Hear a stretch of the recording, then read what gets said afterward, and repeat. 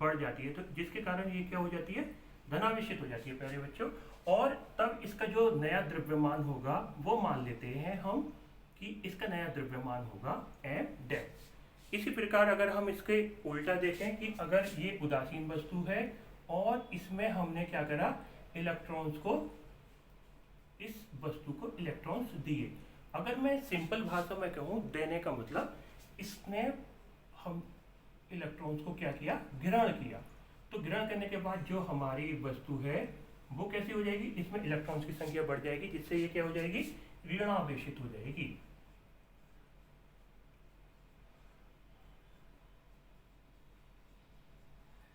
अब जो इसका नया द्रव्यमान होगा वो मान लेते हैं कि इस वस्तु का अब जो नया द्रव्यमान है वो है एम डबल डैश। तो प्यारे बच्चों, मैं आपसे अगर एक क्वेश्चन पूछूं कि क्या एम, एम डैश और एम डबल डैश क्या ये बराबर होंगे, या अगर किसी वस्तु को धनावेशित या ऋणावेशित करें तो उनके द्रव्यमानों पर कोई फर्क पड़ेगा। तो यही आज का हमारा टॉपिक है और इसी बात को हम है ना आज डिस्कस करते हैं। देखिए बच्चों, दो बातें होती हैं। एक बात तो होती है हम किसी चीज़ को प्रैक्टिकली सोचते हैं और दूसरा हम उसी बात को लॉजिकली सोचते हैं। तो प्रैक्टिकली का मतलब व्यवहारिक रूप से। तो अगर बच्चों मैं आपसे एक बात कहूँ कि आप मानिए किसी समुद्र के पास गए एक गिलास पानी लेकर, और आपने क्या किया, उस एक गिलास पानी को समुद्र में डाल दिया।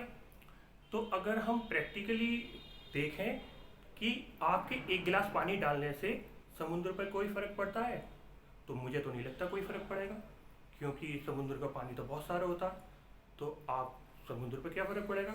मगर अगर इसी बात को हम लॉजिकली देखें तो क्या उस पर फर्क पड़ेगा, हाँ बिल्कुल फर्क पड़ेगा। क्यों प्यारे बच्चों, आपका एक गिलास जो पानी हो जाएगा वो उस समुद्र के पानी में क्या हो जाएगा, ऐड हो जाएगा।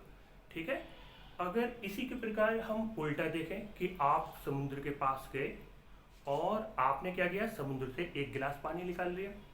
ठीक है। तो अगर हम इस बात को प्रैक्टिकली देखें कि अगर एक गिलास अगर हमने पानी निकाल दिया तो क्या उस पर कोई फर्क पड़ता है, तो बिल्कुल नहीं पड़ेगा। समुद्र कहेगा कि भाई ले जाओ और ऐश कर बेटा।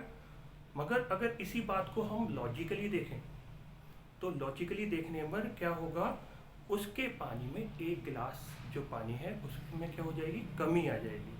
ठीक है ना। तो प्यारे बच्चों, हम जानते हैं, अगर मैं